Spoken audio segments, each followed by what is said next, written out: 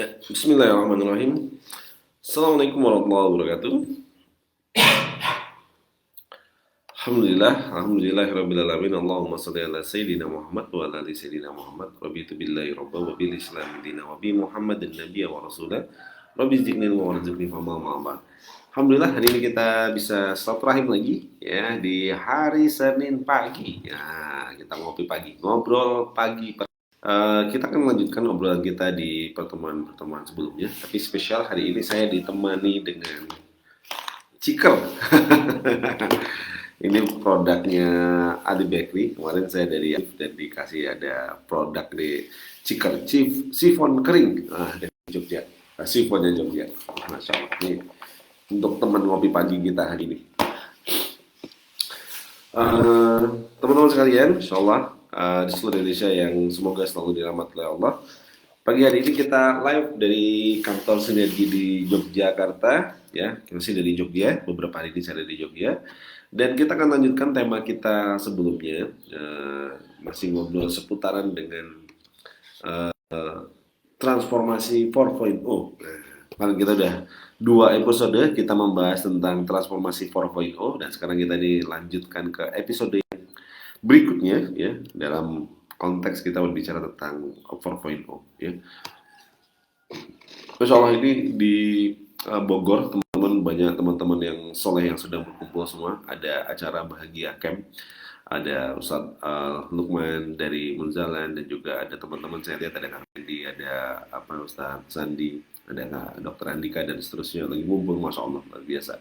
Senang banget melihat orang-orang soleh ngumpul ya. Semoga lancar acaranya, semoga acaranya diberkahi, dan juga semoga menjadi kebaikan untuk banyak orang.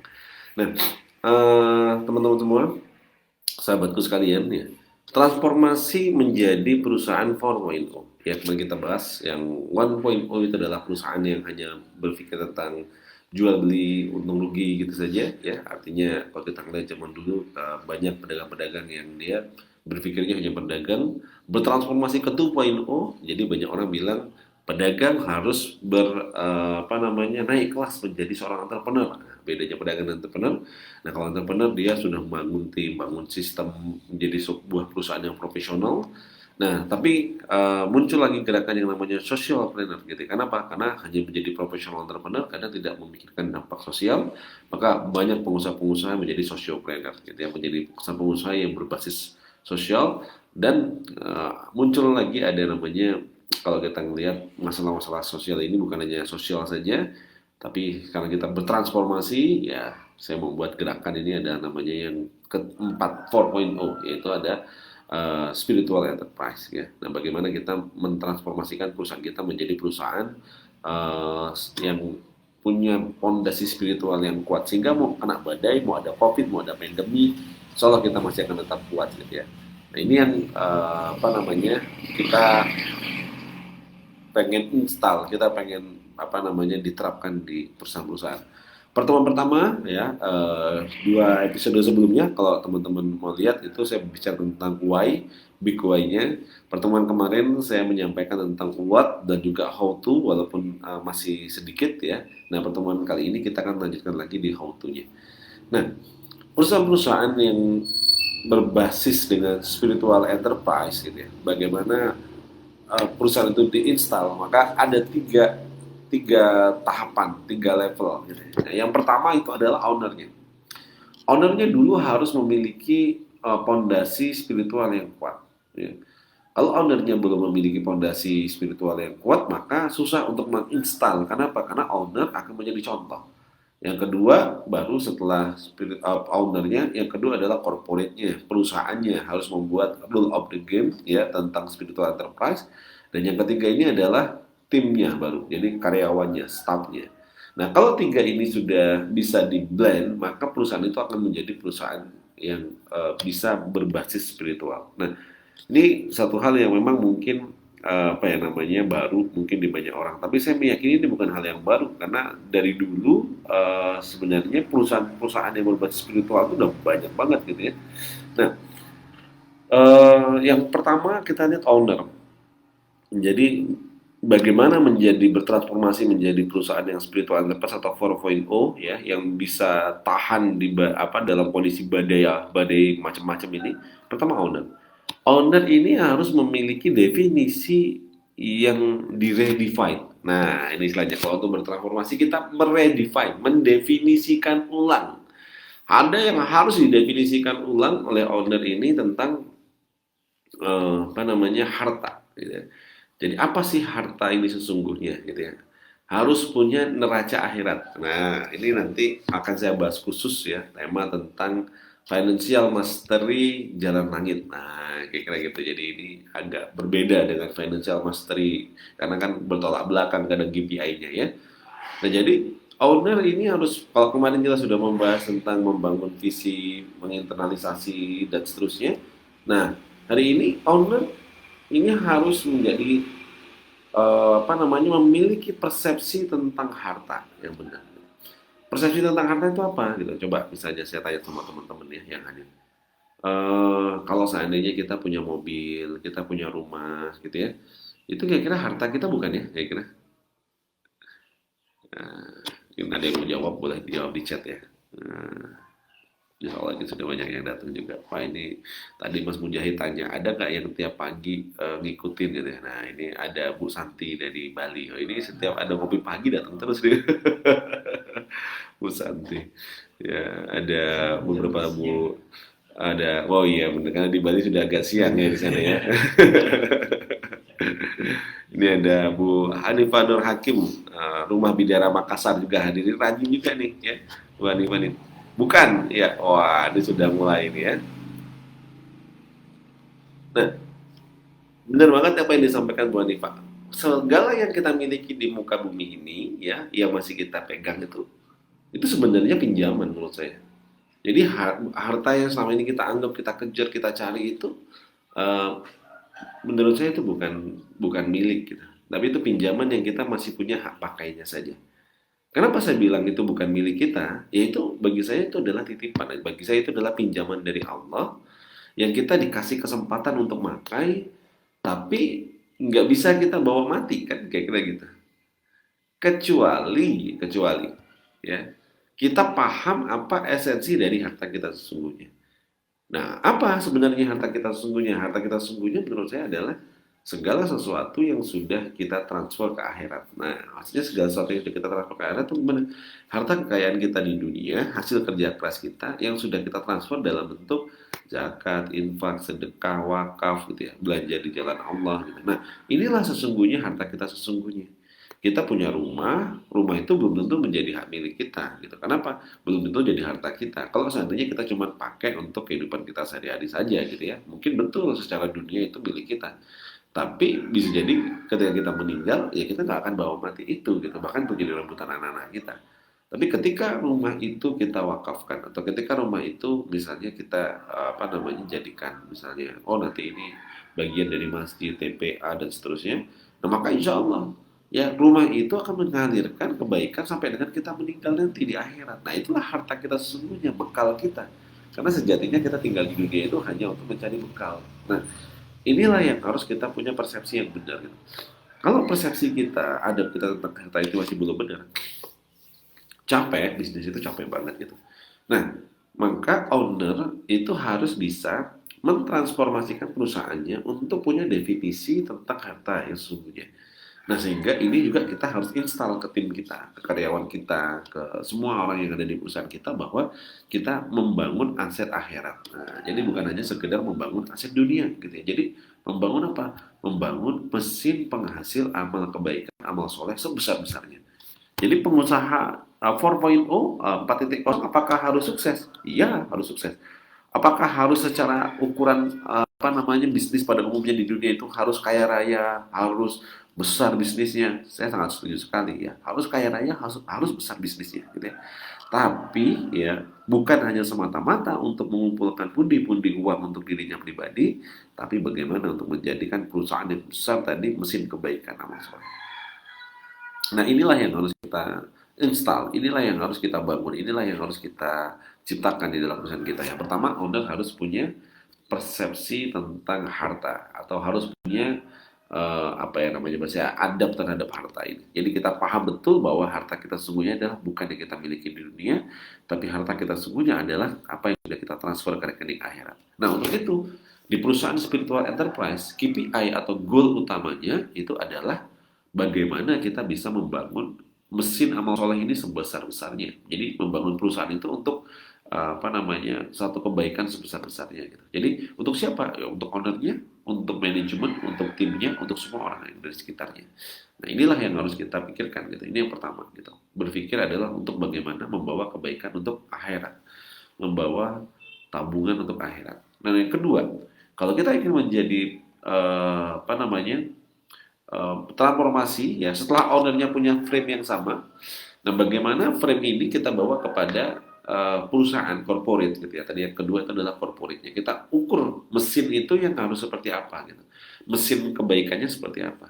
Karena kalau ownernya sendiri yang berpikir tentang apa namanya transformasi menjadi 4.0, tapi perusahaannya tidak ditransformasikan, timnya tidak ditransformasikan, ada nanti kayak seperti jalan sendiri, kayak aneh gitu, kayak capek sendirian gitu. Maka nggak bisa kita sendirian. Maka apa yang dilakukan?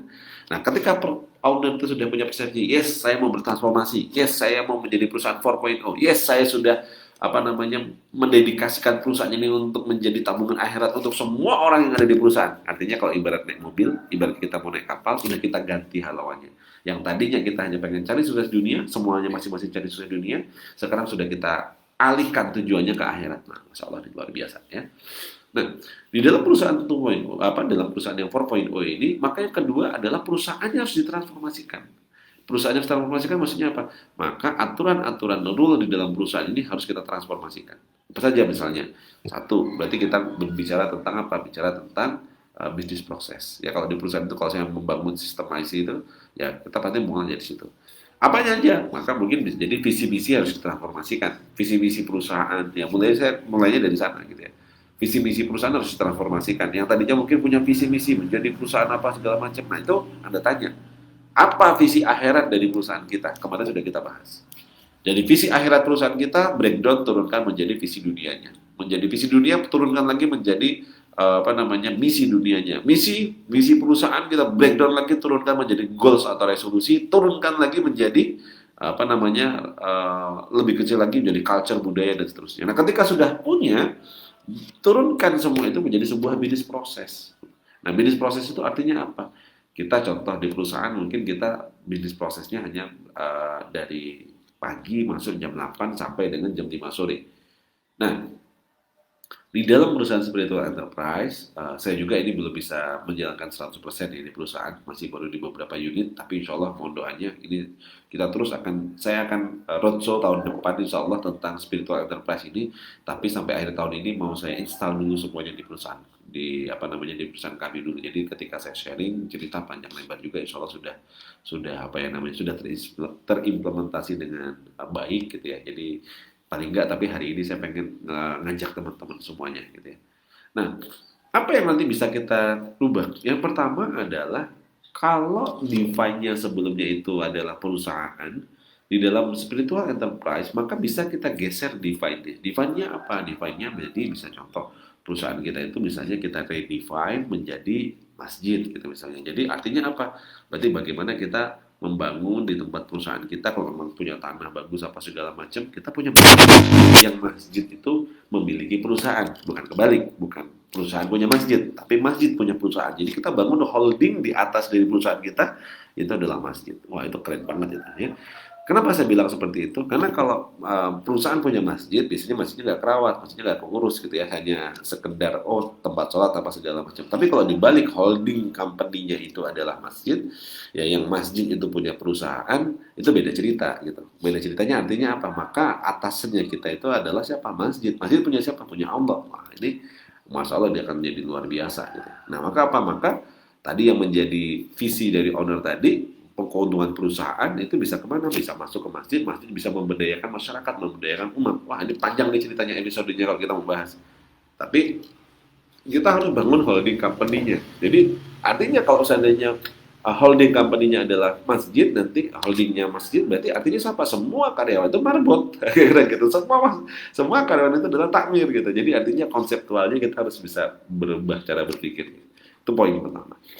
Atau seandainya kita bisa membuat misalnya, oh ini mungkin apa namanya, kalau masjid kita nggak memungkinkan tempatnya untuk jadi masjid atau apa segala macam, bisa jadi redefine itu bisa jadi pondok gitu. Nah, kayak tempat saya, perusahaan saya jadikan konsepnya adalah pondok pesantren gitu ya. Jadi artinya apa? Karyawan itu adalah santri. Nah, jadi santri karya, santri yang berkarya. Nah, saya ini terinspirasi dari Darut Tauhid ya. Darut Tauhid itu karyawannya banyak banget.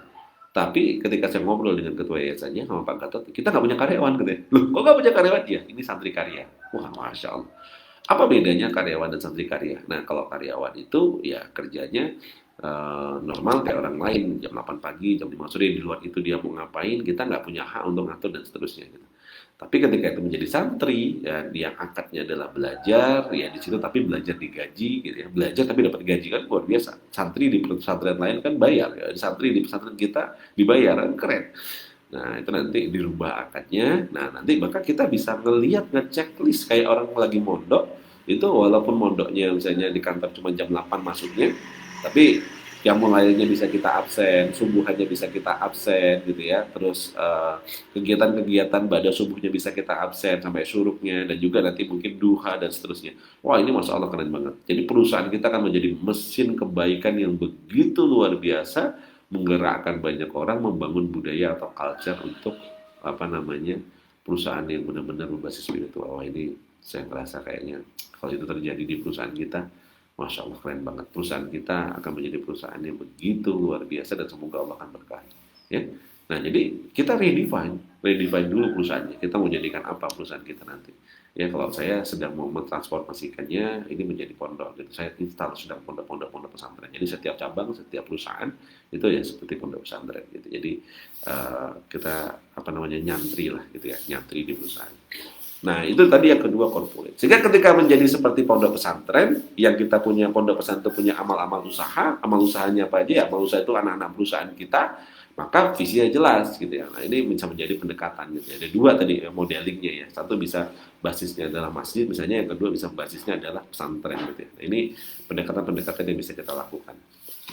Nah, yang ketiga baru timnya. Nah, timnya tadi ya bertransformasi dari yang tadinya statusnya adalah karyawan profesional bisa kita transformasikan kayak tadi apakah kalau masjid model bisnis perusahaannya tadi itu kita holdingnya atasnya itu adalah masjid maka jadi marbot. Nah, kira gitu. Jadi kita semua ya identitasnya kayak marbot masjid gitu ya. Atau marbot itu pelayan umat, pelayan masyarakat gitu ya. Nah, atau kayak tadi kalau saya di perusahaan saya pondok maka pendekatannya adalah santri gitu. Nah, ini yang harus nanti dibangun culture-nya di tim kita, di karyawan kita gitu. Jadi bagaimana kita punya apa namanya satu rules ya, kalau kayak ibarat pondok itu kita punya rules, punya aturan, punya KPI, punya job desk, punya apa yang disesuaikan dengan itu semua dan karyawan-karyawan kita benar-benar kita didik, kita kembangkan gitu ya dan bahkan bagaimana caranya kerja di perusahaan kita itu ya apa namanya secara adab attitude akhlak menjadi baik semua, ilmu agama menjadi semakin baik semua. Masya Allah di akhirat kelak ini kita akan ngelihat hasilnya begitu luar biasa. Nah gitu teman-teman sekalian ya, ini sudah 20 menit kita ngobrol. Nah yuk waktunya untuk kita diskusi tanya jawab ya. Nah 3 poin tadi how to untuk kita bertransformasi menjadi perusahaan 4.0. Yang pertama adalah visinya owner yang harus kita apa namanya install ya bagaimana persepsi adab tentang harta sebagai goal akhir dan juga bagaimana perusahaan kita jadikan menuju kepada surga bukan hanya semata-mata kepada dunia. Yang kedua adalah corporate kita, company kita harus kita transformasikan dari yang tadinya hanya sekedar perusahaan profesional, maka kita bisa transformasikan kepada apa? Kita bangun holding company, ya pemilik saham yang besar itu bisa jadi dalam bentuk masjid ataupun pondok pesantren. Ya, libatkan Allah, beri Allah saham di situ, maka insya Allah akan ada banyak kemudahan yang kita tidak duga-duga. Dan yang ketiga adalah karyawannya. Karyawannya pun harus bertransformasi. Bertransformasi menjadi apa? Dari yang tadinya mungkin hanya sekedar karyawan profesional, tapi sekarang mungkin kalau misalnya tadi bentuk holding company yang perusahaannya adalah masjid, ya kita marbot. Kalau holding company tadi itu adalah pesantren, maka kita menjadi santri. Nah, kalau itu kita lakukan, nah, insya Allah akan menjadi sesuatu yang powerful. Teknis detailnya, nah kita sedang susunkan BRM-nya. BRM untuk spiritual enterprise. Bagaimana nyusunnya KPI-nya apa saja, ya mekanismenya seperti apa, bisnis prosesnya seperti apa, ini sedang kita susunkan semuanya. Sampai akhir tahun, saya sempurnakan, insya Allah nanti tahun depan kita akan keliling jalan untuk belajar bareng-bareng bertransformasi menjadi perusahaan 4.0. Ya, siapa yang pengen kira-kira apa namanya belajar bertransformasi perusahaannya menjadi perusahaan 4.0, nah, listing ya nanti ya. Saya insya Allah kalau Allah kasih usia, kasih umur, saya masih bisa apa namanya berbagi tahun depan. Ya semoga juga kondisi Indonesia juga sudah memungkinkan untuk kita bisa roadshow dan keliling. Saya targetkan tahun depan bisa 100 titik lah insya Allah. Ya, 100 titik, 100 kota atau 100 tempat kita jalan roadshow selama setahun. Ya, ini untuk apa namanya spiritual enterprise. Insya Allah mohon doanya ya. Baik, yuk. Nah, ini, waduh, masya Allah, sudah banyak yang hadir. Ada Abu Alif, oh iya ya, Waalaikumsalam warahmatullahi wabarakatuh. Ada Ani Fafa Ika Rianto, ya, masya Allah, Waalaikumsalam warahmatullahi wabarakatuh. Ada Denny Arianto, wah ini juga rajin hampir tiap hari datang. Waalaikumsalam warahmatullahi wabarakatuh. Ada Pak Ahmad Yani, Malang Selatan hadir, masya Allah. DSB official ini siapa ya? DSB ini kalau nggak salah Pak Zainul ya, apa? Pak apa ya DSB ya? Eh, Ya, Zainul. ya, Zainul. ya. Pasuruan. Pasuruan, Mbak Zainuddin, Zainuddin. ya, Pak Zainuddin. Mbak Fufu, Mbak Faidah dia, Waalaikumsalam warahmatullahi wabarakatuh. Khairul Anwar, Muhammad Madi dari Malang, Fitri Arumsari Purwokerto, masya Allah ya. Nah ini Mbak Melia Nur Indasari juga tuh rajin nih setiap hari apa namanya live dari Kediri ya. Muhammad Sidik, Mas Muhammad Madi, wah Sam Haris. Nah, itu Mas Aris. Pada akhirnya mindset karyawan bertanggung jawab kepada Allah. Nah, itu goalnya. Jadi bukan hanya bertanggung jawab pada kita, karena sejatinya kan owner itu nggak mampu gaji karyawan. Kalau kita masih berpersepsi bahwa kita yang gaji karyawan, menurut saya salah besar.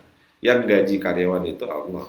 Besar kecilnya apa namanya rezeki yang karyawan terima itu ya tergantung bagaimana hubungannya dengan Allah, bukannya semata-mata dengan perusahaan. Jadi kalau karyawan sudah bisa bertransformasi bareng-bareng dengan kita ya, ya pasti nanti sebagian mungkin karyawan-karyawan kita akan ada yang merotol juga gitu ya. Nah, tapi insya Allah kita akan diganti dengan karyawan-karyawan yang sevisi ya. DSP Kediri. Oh DSB Kediri ya? Rudi. Oh Pak Rudi, DSB itu Kediri Pak Rudi, Masya Allah. Nah, terus Pak Ruslan hadir, Masya Allah. Lamongan Coach Mas Faris, Mas Faris juga lanjut. Oh DSB itu Pak Rudi ya, udah dia. Wah, Pak Ahmad Jadidinya protes bukan saya katanya. Malang memang hadir. Ayo. Nah, teman-teman semua, saya hari ini ditemani oleh Mas Mujahid dan juga Mas Andre. Wah, ini spesial ngopi pagi kita. Monggo, kita masih punya waktu untuk diskusi, tanya, jawab, sembari menikmati nyeruput kopi paginya.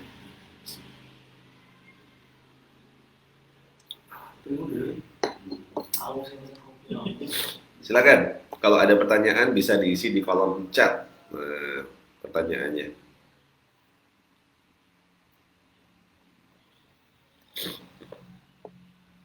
Coach, pengen buat Jumat berkah di masjid seperti di Masjid Jogja. Pakai sayur saja sendiri, sementara omset sekitaran 1 juta sehari. Takutnya sudah terrealisasi, saya belum bisa istiqomah dengan omset segitu, Coach. Mohon pencerahannya. Masya Allah. Ya, di SBC, terutama di UYC, saya menginstal namanya abundance mentality. Jadi mental keberlimpahan. Nah, ini. Jadi pertanyaannya, omset 1 juta yang bisa membuat kita berbagi, atau dengan berbagi yang bisa meningkatkan omset kita? Itu pertanyaan sederhana. Omset besar yang membuat kita bisa berbagi, atau berbagi yang membuat omset kita besar? Dalam konsep abundance mentality, mental keberlimpahan, segala sumber daya itu sudah tersedia di luar. Segala sumber daya itu sudah tersedia di luar. Tugas kita itu adalah pelaksana. Dalam konsep kebaikan, dalam konsep amal soleh, ya, kita ini bukan pemilik harta. Dalam konsep amal soleh, kita ini adalah pelaksana di muka bumi. Kenapa? Pelaksana itu karena kita itu menjalankan perintah Allah. Nah, kalau kita hanya menjalankan proyek, menjalankan perintah, insya Allah modal sudah disiapkan sama yang punya proyek. Modal sudah disiapkan sama yang maha mengatur rezeki. Nah, tugas kita apa? Menjadi pelaksana yang amanah, yang istiqomah. Lakukan saja secara istiqomah, lakukan saja secara amanah gitu. Insya Allah pemilik modal percaya untuk kita ya dikasih lagi ya pinjaman yang lebih besar. Kenapa? Karena sesungguhnya seluruh harta kita itu hanyalah pinjaman. Sesungguhnya semuanya hanyalah modal. Nah, pinjaman dan modal inilah yang kita kelola untuk kebaikan. Jadi kalau kita takut omset kita nggak bisa berbuat berbagi, maka mungkin masih ada prasangka bahwa berbagi itu karena kekayaan kita atau karena harta kita. Sesungguhnya berbagi itu adalah karena tulus ikhlas kita, niat kita, dan tidak perlu berpikir berapa banyak yang bisa kita berikan. Ya, lakukan saja berikan yang kita punya. Ya. Para sahabat dulu bahkan kalau dengan kita cerita itu banyak yang hanya punya satu siung bawang itu yang dibagi gitu. Artinya ya nggak usah berpikir terlalu yang jelimet gitu. Ya, pokoknya lakukan ya netes saja istiqomah. Nah itu insya Allah ya. Saya memulai berbagi nasi Jumat berkah itu saat saya bangkrut, saat saya nggak punya gitu, saat saya nggak punya apa-apa gitu. Karena ketika saya nggak punya apa-apa, saya bangkrut habis-habisan ketemu dengan surat Al-Balad, surat ke-90 yang di situ disebutkan bahwa apakah kita nggak tahu kalau ya, melepaskan budak dari perbudakan, saling mengingatkan untuk berpesan dan berkasih sayang. Ya udah itu jalan yang saya pilih gitu. Saya tunggu. Insya Allah ya, saya yakin Insya Allah Bismillah Allah akan kasih jalan ya. Tidak usah khawatir. Semoga nanti dimudahkan ya Mbak Belia Nurindasari istiqomah saja. Ya, yang bisa kita lakukan. Dan saran saya pendekatan ke masjid ya. Nanti akan di spiritual enterprise kita akan bahas sebenarnya itu nanti akan ada 5 pilarnya. Pilarnya itu nanti kita ada Baitullah, ada nanti Baitul Tarbiyah, Baitul Mal. Nah, nanti ini menjadi salah satu pilar, nanti ada Baitul Muamalah gitu. Nah, jadi dalam 5 pilar satu lagi ada Baitul Siasah namanya ya. Tapi kita bicara nanti hanya sampai 4 aja. Nah, salah satunya nanti yang harus kita lakukan bagaimana kita berkolaborasi dulu dengan Baitullah ini dengan masjidnya. Jadi jangan sampai kita berbagi tapi itu hanya menjadi gerakan sosial saja. Jadi kita sama seperti 3.0. Padahal ketika kita mau berpikir adalah 4.0, bagaimana kita memakmurkan masjid. Jadi ketika kita melakukan gerakan berbagi, masjidnya harus makmur gitu. Jadi bukan kita hanya bagi-bagi orang asal lewat saja, tapi bagaimana orang itu dia sholat di masjid, berjamaah di masjid, pulang baru kita kasih gitu. Nah, jadi akhirnya kuncinya adalah bagaimana kita untuk bisa mengistiqomahkan dan juga kita sendiri harus menghidupkan masjid. Kalau itu insya Allah luar biasa. Nah ini ya, dengan berbagi menjadikan omset kita semakin besar, berbagi membuat nah, jadi kan kebalik mindsetnya, bukan omset besar dulu baru berbagi dulu baru omset besar. Insya Allah. Terima kasih banyak ya. Nah, Coach Ridwan, bagaimana menyamakan visi pengurus masjid karena untuk 5-10 orang pengurus kadang tidak memiliki pemikiran yang sama untuk memakmurkan masjid di semua bidang. Salah satunya adalah bidang ekonomi. Nah, ini. Bagaimana caranya? Maka harus sering ngopi, sering ngobrol bareng.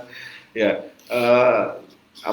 memang tidak mudah ya. Saya sendiri 3 tahun terakhir coba untuk install masjid di Lampung itu tantangannya juga luar biasa gitu ya. Jadi artinya tidak mudah ya mengurus ya masyarakat dan seterusnya, tapi intinya adalah istiqomah. Kuncinya ada apa? Kuncinya adalah di dalam konsep kepemimpinan. Nah, kepemimpinan dalam bahasa Inggris kita sering mendengar istilahnya namanya adalah leadership. Tapi dalam konteks ini kalau bicara tentang masjid maka ada satu istilah baru yang saya pelajari dari teman-teman di Munzalan, itu namanya kiaisip. Nah, jadi ketika saya lihat di Jogokarian, di Muslim United, gitu, di masjid-masjidnya jadi makmur. Kenapa kok mereka bisa seperti itu? Karena pendekatan adalah pendekatan kiaisip, bukan pendekatan semata-mata leadership. Gitu. Jadi 5-10 orang pengurus ini mana yang sering datang ke masjid, mana yang ini install. Saya dulu tidak mau ribut dengan takmir yang ada. Pertama apa kali ya? Saya lihat mana yang kira-kira bisa dilakukan. Oh, saya kok bisa melakukannya adalah dari TPA gitu. Ya, saya buat TPA dulu di masjid untuk bina makmur. Saya nggak ngurusin yang lainnya. Saya nggak ngotak-ngatik kas masjid. Saya nggak ngotak-ngatik infaknya masjid. Kalau tak amal apa segala macam enggak saya ngotak-ngatik gitu. Yang penting bisa punya tempat di masjid untuk buat TPA gitu ya. Serambi masjid yang saya pakai gitu. Ya saya izin dengan takmir dan lain-lainnya. Ya insya Allah gitu. Jalan aja gitu. Udah. Jadi kita install dulu, buktikan dulu. Jadi netes apa namanya istiqomah buktiin gitu. Jadi udah, jadi benar-benar saya lakukan gitu. Bagaimana kita netes istiqomah agar bertumbuh, terus kita buktikan. Alhamdulillah ketika sudah terbukti TPA-nya rame, jamaahnya semakin rame, pelan-pelan kalau Allah ketuk hatinya. Gitu. Ya udah. Jadi itu prinsipnya. Tapi kalau Anda mentok fighting untuk memamurkan satu masjid ternyata masih belum berhasil, belum bisa masuk dan kita menjadi kita juga bukan takmir gitu ya. Ya kayak tadi jadikan perusahaan kita masjid gitu kira-kira gitu. Holding company kita masjid. Kalau holding company perusahaan kita masjid, masjid itu bukan bicara tentang apa yang namanya tempatnya dipakai sholat 5 waktu gitu. Itu namanya musola, tempat sholat. Ya, tapi masjid itu adalah ya kita punya mungkin nggak harus gede-gede banget gitu ya, cukup untuk karyawan kita, tambah tetangga dan lain-lainnya, tapi menjalankan fungsi. Nah, masjid itu adalah fungsi apa? Fungsi untuk menyelesaikan masalah di umat gitu. Ya, fungsinya bukan hanya sekedar untuk sholat, ya tempat dakwah juga, tempat belajar juga gitu ya, layanan kesehatan, mencari apa namanya, kalau ada yang kelaparan mencari makannya juga di masjid dan seterusnya, itu yang harus dilakukan ya. Maka menurut saya ada dua pendekatannya. Satu ya pendekatan dengan Kiai Sip bareng-bareng dengan apa namanya teman-teman takmir, ajak jalan bareng. Kalau nggak bisa ya pakai pendekatan kedua. Coba kita rintis dulu di masjid rintisan ya, di kantor kita atau di tempat yang kita punya, istiqomah bareng-bareng. Insyaallah ya. Ada satu orang karyawan saya yang luar biasa. Ketika saya ajak sharing, dia menjawab, saya bekerja untuk Allah Subhanahu Wa Taala. Mas Haris keren banget. Saya bekerja untuk Allah. Malu saya kalau tidak sungguh-sungguh. Kalau semua orang terlibat di sebuah bisnis bisa berpikir seperti itu, betapa berkahnya perusahaan tersebut. BRM 4.0-nya sudah solusi yang luar biasa. Masya Allah, luar biasa ya. Saris, jadi apa namanya karyawannya ada yang sudah bertransformasi menggunakan pendekatan spiritual. Wah, ini keren banget. Semoga terduplikasi ke semua karyawannya dan semoga semua karyawannya nanti bisa istiqomah ya. Dan juga ownernya juga istiqomah, insya Allah ya. Dan ini keren banget. Produktivitas meningkat, kerjanya sungguh-sungguh. Benar kata Mas Haris tadi, insya Allah. Mas Zainal Arifin Rio Rejo hadir, Masya Allah. Mas Baim, Afwan ya, kemarin dari Ahad nggak bisa ngikut datang ke sana karena saya sudah ada di Jogja ini, beberapa hari ini. Bali Lombok, wah Masya Allah, SBC Lombok hadir, Masya Allah. Jadi Pak, ini masih di Lombok nih berarti nih, Pak Ismail ya. Semoga lancar di sana semuanya kegiatannya. Baik, ada lagi yang mau ditanyakan teman-teman semua? Semoga aktivitas kita hari ini Allah berkahi, semoga ngopi pagi kita hari ini menjadi penyemangat, energi untuk kita berbuat kebaikan di hari ini, dan semoga usaha yang sedang teman-teman lakukan di hari ini Allah catat sebagai amal ibadah terbaik. Mari kita luruskan niat bahwa kerja kita, ya ikhtiar kita semata-mata hanya mencari ridha Allah, kerja kita, ikhtiar kita semata-mata untuk kita mengumpulkan kebaikan untuk kita kembali ke surganya Allah. Dan semoga Allah mudahkan seluruh ikhtiar kita hari ini ya. Allah ringankan beban yang berat, Allah kuatkan pundak-pundak dan kaki-kaki kita untuk melangkah dalam kebaikan, dan Allah bersihkan hati-hati kita hanya tulus untuk mencari ridhonya Allah Subhanahu Wa Taala. Dan semoga hari ini menjadi hari yang Allah berkahi, kita diberikan semangat dan spirit untuk berbuat kebaikan untuk akhirat kita, dan semoga seluruh karyawan kita Allah beri hidayah untuk juga bareng-bareng dengan kita menjadikan perusahaan kita perusahaan spiritual company hanya mencari ridhonya Allah. Dan semoga perusahaan kita bisa menghasilkan hasil terbaik, hasil yang banyak, hasil yang melimpah, tapi juga diberi keberkahan. Itu yang terpenting dari Allah Subhanahu Wa Taala. Semoga keluarga kita juga menjadi keluarga yang terus diberikan kesehatan, keluarga besar di perusahaan kita juga terus Allah berikan kesehatan dan kekuatan, keluarga kita menjadi keluarga sakinah, mawaddah dan warahmah, ya. Anak-anak kita menjadi anak-anak yang soleh dan solehah, ya, para hafiz dan hafidhah, dan semoga kita semua Allah kumpulkan lagi seperti ini bukan hanya di dunia, di akhirat kelak dan di surganya Allah Subhanahu Wa Taala. Dan semoga kita dipanggil dalam keadaan husnul khatimah ya. Teman-teman semua, makasih banyak ya masih menemani pagi hari kita ini. Semoga semangat terus selalu ya, yakin bahwa rizki sudah Allah tetapkan, tugas kita hanya ikhtiar menjemputnya. Maka jemputlah dengan cara terbaik, jemputlah agar rizki itu adalah halal dan thayyib ya. Billahi taufiq wal hidayah. Wassalamualaikum warahmatullahi wabarakatuh.